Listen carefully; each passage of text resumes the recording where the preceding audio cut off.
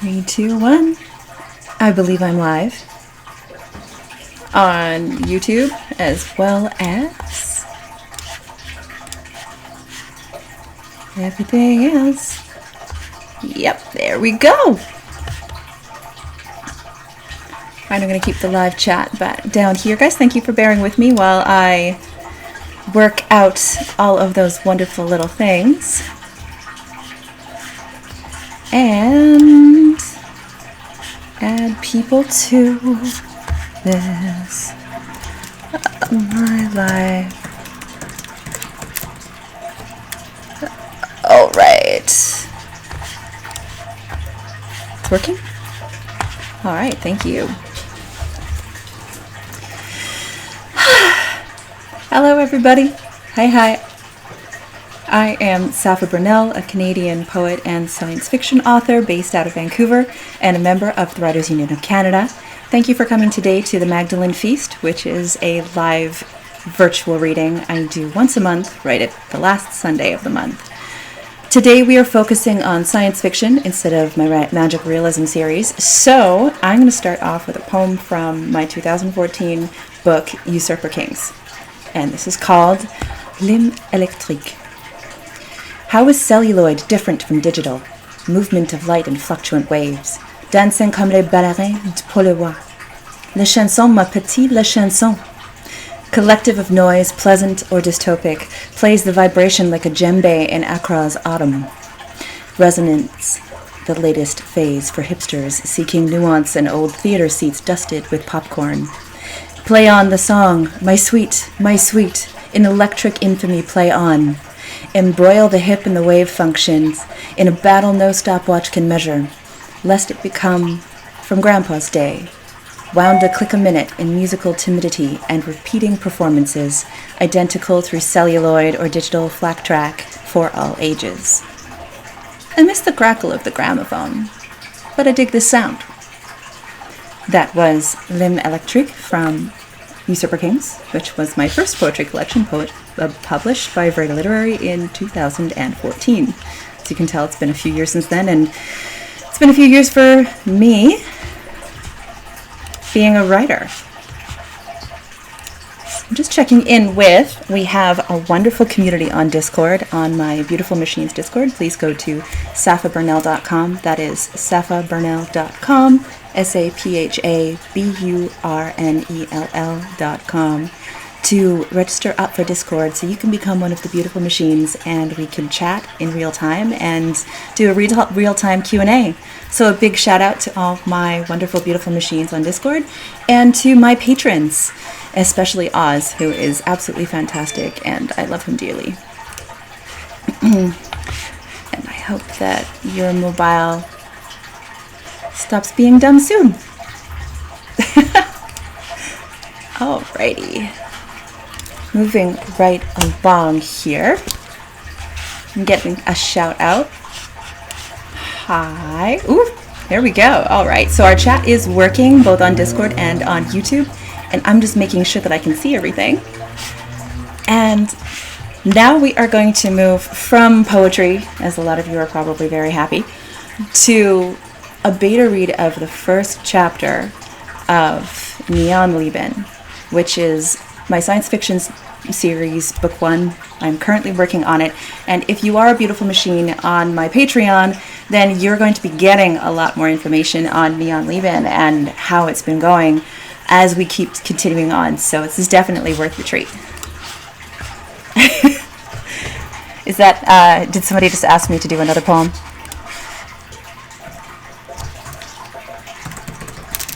There we go.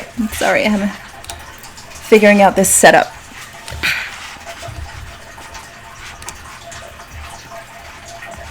All right. And I might finish up with another poem if somebody wants to hear another one. Here we go. So Lieben is something that I started a few years ago. I always had this idea of writing about androids and artificial intelligence. And I know a lot of what we see today for androids is very bleak. they're going to take over. What happens if we have an android that honestly comes in peace? That's not going to put the universe into pieces. And what happens with humanity? How many of us will accept that? And how many of us will just continue to be like, nope, sorry, nope. I'm going to attempt to destroy you. So that's basically how Neon Lieben got started. And here is a portion of the beta read for Chapter 1. Malkuth, Kingdom and Sovereignty, Humility. 2055, Victoria, BC.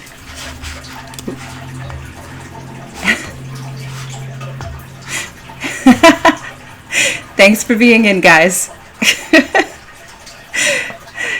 Sorry, I had to break for chat. I hope that's not annoying to anybody. So, 2055, Victoria, BC. Bare feet padded along the shore of Oak Bay toward Our Lady of Compassion Hospital. The tang of salt water made him spit on the grass. A bitter wind buffeted against the hospital's glass entry as he pushed inside, his body leaving a trail of glistening water back to Wanda Fuca Strait. Android neon nurses and doctors bustled serenely between patients and visiting folk, ignoring the wind. The tumult of humanity's penchant for raised voices and emotional conquests between the drapes of the hospital beds consumed his ears that had heard none of it before.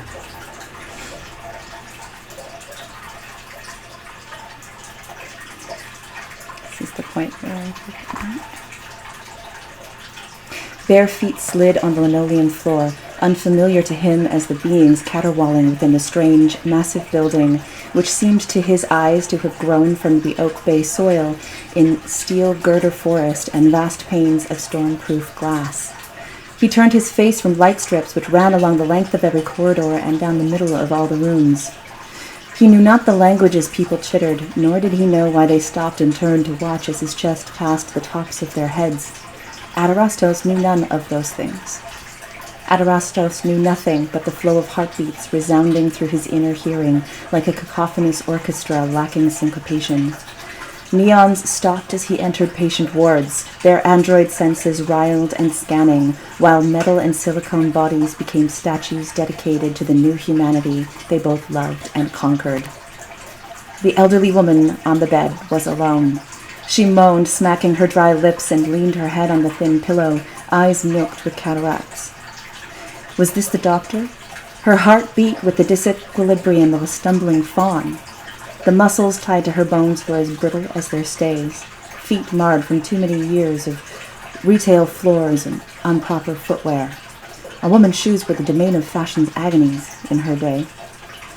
He touched a screen by her headboard, and it rained cerulean light on the woman's fitful face. Symptoms, blood tests, the asymmetrical heartbeat, in syncope with what his ears were telling him. Why was no one at her side? This woman needed attention. He cast his eyes to the ward and saw naught but other patients either asleep or craning in their beds to look at the intruder. Adarastos put his hand on her cheek. She jostled. "Oh, dear sweet Jesus, are you here to take me home?" She warbled, pupils wobbling in disequilibrium. Adarastos' eyes closed. He felt for the heartbeat, and with a tug, an easy inhalation, he strengthened it. Color began to swoop into her cheeks. The cloying tang of infection wafted away, and her eyes became the clear chestnut of her childhood playing softball in West Vancouver, despite being picked for last for her twisted, birth-dropped left leg. He turned from her as her gasps and growing strength shocked from a pallid recline to sit up in bed. "Nurse! Nurse!" she yelped. Adarastos laid hands in turn on each person in the room. The neon nurse remained an inanimate object, nothing but the statue to what should or could have been. Patients quaked, squealed, reached, called out, "Don't miss me! Over here! Don't leave me!" In a small closet beside a series of desks and cubbies large enough for the neon medical units to power up in, Adrastos found some blue hospital scrubs and stripped naked in the hall to dry off and warm up. The largest scrub shirt stretched across his frame. He ditched the potential for shoes. After all, the slippers wouldn't fit. Patients he touched rose from their beds, pecked at cell phone cameras, and called disembodied voices that poured out of the thin devices in their hands. Adrastos ignored them. He ignored the cameras in his face. He padded through the hospital in a heady fog. Their hearts thrummed and thudded into his body with the force of river waves cutting into a fledgling canyon. Each thub-dub he heard added to what the behemoth had been denied. Humanity, in all its ailments and grotesque accidents, spread before him. Oh good, I'm glad you guys are getting in. Just taking a pause for a moment. There we go. And second portion of Neon Lieben. Contain it! Contain this! Colonel Ramage pushed the off button on his phone with such vehemence he tried to crack the glass case. It didn't work. Damn, he missed flip phones. Allard! He yelled. A thin, caramel-skinned officer with rakish black hair rushed the door and threw it open. Sir! Allard snapped to attention, his hands bouncing off his smooth forehead. What the fuck? What the legitimate fuck? Colonel Ramage threw his phone at the junior officer, happy enough when it bounced off Allard's chest and into the Maori boy's scrambling hands. I swear I had permission to bring my surfboard! Allard gulped. Couldn't it have waited until after morning kip? Whatever it was, a coffee, glorified brimstone in liquid form. Heck, give him a flimsy cuppa. You did nothing, you moron. Who was on duty last night? Okay. Ensign, Lieutenant, a couple of newbies, sir. What's got your goat? Are you serious? For real? Our asset's gone AWOL, Lieutenant. Ain't you all noticed by now? The fucker's gone vacated to the island. No, he hasn't. Allard pulled his phone out of his uniform pocket and flicked to a live feed of the asset containment unit. Look, sir, he's sleeping. He's sleeping. Right there. Ramage yanked the phone from the young man's hands and his eyebrows shot clean up and near his face. Physical check. Surveillance has a beat on him all night. Make one. Send Kim. Prep the Hercules. Yes, sir. Allard. Yes, sir. You're going to retrieve the asset. Understood? I'm not. I'm not specialized. I'm an operations officer, sir. I do the plumbing. That's not my job. I know what you are. He doesn't. Bring him back. How long have you been on board? 3 weeks. I transferred from the Dauntless, sir. You had a mouse problem? I remember. You had the worst shooting record in ship history. I suck at guns, sir. More of a fix-it man. Ramage sat back, taking a long look over this nervous little man standing in front of him. You ever wonder what God looks like? Of course not, sir. What? Are you an atheist? Well, no, sir. Why do you ask? You're about to meet God's second-born son. Get on that helicopter. Lieutenant Allard clung to the harness securing him to his seat. The helicopter's massive side door was open to the whirling air, thudding noise echoing in his head and in his skin down to the bone. Through his earmuffs, into his fingers, into legs and toes. He clenched his teeth against the outrageously girlish scream attempting to come out of his mouth. Outside the hospital, the military had descended in Apache helicopters and a Corvette which moored at the edge of the bay. A brisk-faced commander sunk his jaw on a piece of gum, the only problem he'd kept to his wife. Chew the gum, don't grind your teeth. Dentures suck. Willis, comm team Alpha, get the insurgents team on the prowl. Sir? Hi, sir? Permission to speak, sir? Allard groaned out, hands on his knees against the unruly discombobulation of landing on a blade of grass. What now, Allard? There a broken pipe that needs fixing? Just reading up, sir. Colonel Ramage sent me to retrieve the acid. The lieutenant gulped and unfolded a piece of paper, rolling the sheet between his thumb and fingers. The TAC team, they'll take care of it. Why don't you just stand there? Oh yeah, the TAC team. Yeah, sir, that won't do. He'll have them tanked the second that he thinks people in the hospital are in danger. That's why they go in radio silence. They go quietly. They sneak up on him. Yes, sir. No, sir. No. Sorry, sir. He hoisted the page, that slim piece of paper he'd kept in his pocket, to Commander Singh's bearded face. The commander yanked it away, flipping it over and scanning its contents. How did you get this, Lieutenant? Oh, a medical neon. It said it needed filing in my internal memory bank. Some hullabaloo. I hadn't had time to report it, sir. I haven't even had time for coffee. Okay. Commander Singh exhaled through his teeth. The gun popped and sloshed in his mouth. Call off the TAC team. Allard, you're up. Pardon, sir? The fresh-faced Kiwi said. I thought you just said I should stand here. Clever for an ops man to bring something this volatile to my attention. Put your career on the line for that piece of paper. If you do it without collateral damage, I'll reassign you from plumbing. Yes, sir. I'll be careful, sir. Do what? Retrieve the asset. Take a gun. Allard shook his head. Oh, terrible shot, sir. Reason I got assigned to operations. Commander Singh's laughter clung to Allard's back all the way to the hospital entrance. As the glass doors swooshed open, Allard bypassed the triage medical neons and shuddered a deep breath. People around him clattered, speaking of an alien giant starting to go through the beds. Somebody wanted to touch him, others stayed clear, but most people were beginning to get up and leave in a hurry. Gee, maybe we both should go AWOL, try out the surfing in Tofino. Colonel Rampage might tend ours. Oi! Adarastos? I'm the least harmless person on Earth. You wanna come home? And that is the end of the first chapter of Neon Lieben. I have some time for questions, unless you guys want to hear a little bit more from the next scene. It's up to you. Either that or poetry. All right.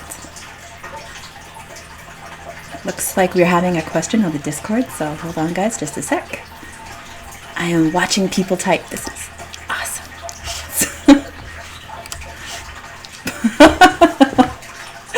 Uh-oh.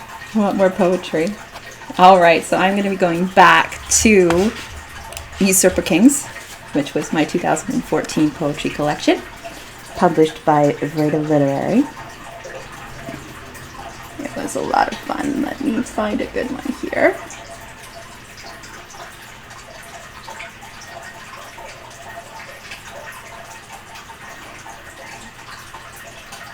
What do you think?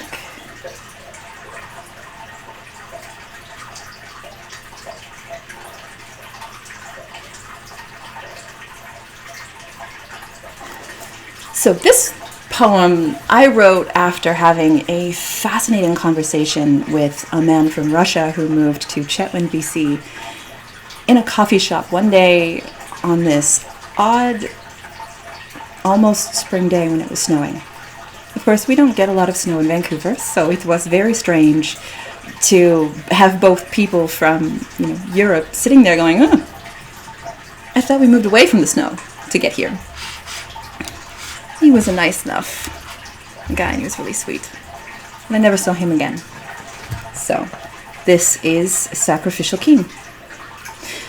You speak in broken English, searching for familiarity as the snow falls, light in comparison to Mama Russia, where your sister lives in -35. half-meters of the stuff. It's lost its fluff, compressed, packed, with severity written on many a Slavic face. You were married in '02, a meek shoulder shrug and twinkle in near-set blue eyes. Divorced. A Caucasus man making 600 per day cutting brush in warm seasons in Fort McMurray, Chentwind, Dawson's Creek. You wear well-polished leather boots. A hunter waiting in warmer climates for plenty to return to the north. I gather my shawl around me, sitting by the fire with warm coffee and a cosmology book. Would you try harder if I read Dostoevsky? I flicked a page and field questions of age and intent. Niet. I don't speak Russian.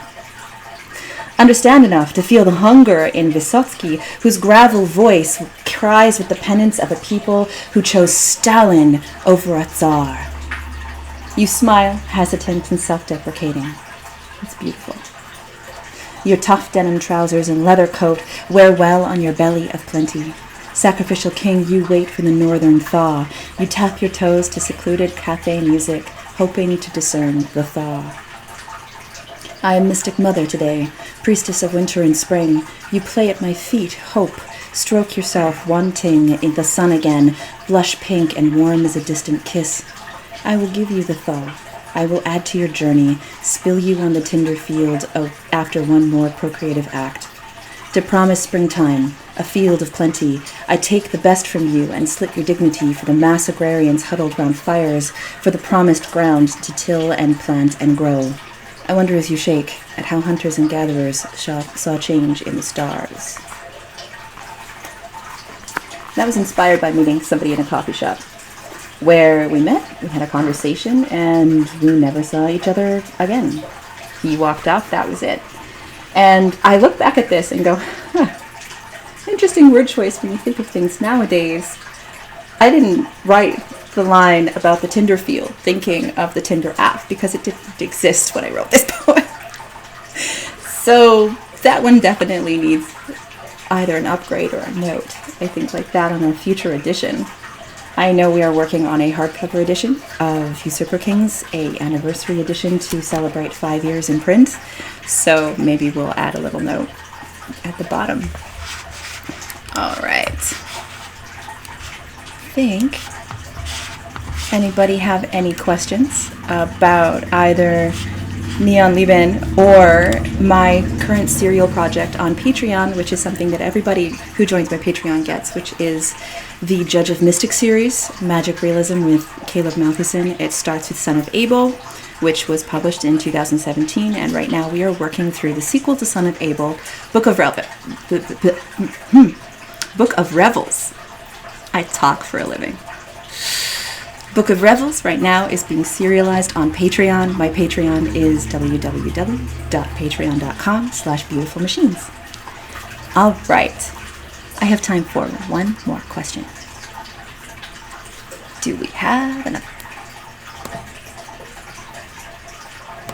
Okay.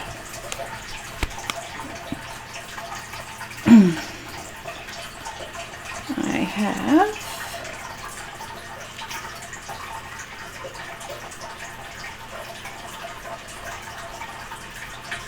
looking here for one more thing before we say goodnight. I wrote the Helen of Troy cycle, which is again in Usurper Kings, as a collection of 4 poems based on my time being a producer and a production assistant in Vancouver in the film industry. And I was working at the time on a TV pilot, which we filmed, we're so excited about, and then just never made it on TV, which most film pilots, that's how they end up, just a TV pilot that never airs. And there was these wonderful experiences with some of the actors, and everyone just kind of throwing themselves into the situation to see whether or not they could make something click. And this poem is actually about one of the actors who we were fitting for a costume. And in order to fit him for that specific costume, because it had silicone pieces that we were molding on, we had to do a body cast. And so the poor guy was sitting there in just junk clothes underneath while we basically plastered his entire body for prosthetics. he was such a trooper. But this poem is about him, and it's called Gentle Rage. I don't know what that says about the Vancouver film industry, but that's all right. I scar easy, watch the scissors. Quiet eyes, electric blue distills you, instills you, it fills you with espers, aspirations with your fears. Breathe deep. Devils don't stand for you. You're God's boy, fighting with swollen knuckles. Tight-jawed, slack-jaw, timid voice, an easy elastic band. Clothing cast aside, a nuisance. A void. Oh, a void. You are terrifying and easy. To love and to despise. To wrap in silver and strike a match. Ignite the lines in your bones. Your trembling knuckles conjure an image. Misused or misplaced. Ruddy, swollen knuckles. Precipitates of nightly scuffles. Black, white, 10 pixels of color, $2 a shot. You are terrifying and shallow, Gentle Rage. The effort to love, to rush, escape. Stuck still in my gut, while you run through my guilt like fastidious horses. Adore you and grieve, 3 days of you, 4, 5, 6. Pick up the tickets for the show. On with it, my curtain's drawn. I'll see you out. A costumer's guilt for making the man sit through 5 hours of the body cast. Good costume, though. It was a really neat costume. It was a werewolf costume. It was a lot of fun. All right, everybody, thank you so much for joining us for the second Magdalene Feast.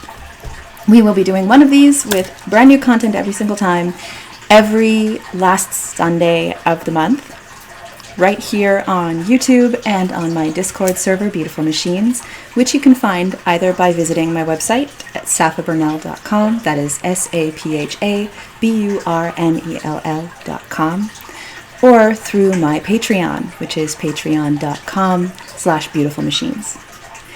Thank you to all of my wonderful patrons. You guys rock my world, and you help me do this for a living, which is absolutely fantastic. I couldn't do it without you. And to all of my beta readers and all of my patrons, you will be getting transcripts of the Neon Lieben portion that was read today on Patreon to read at your leisure. And you will also be getting a video recording of all of this that you can watch anytime you want if you are somehow interested in seeing this again. Thank you very much, everybody, and I hope you have a fantastic night.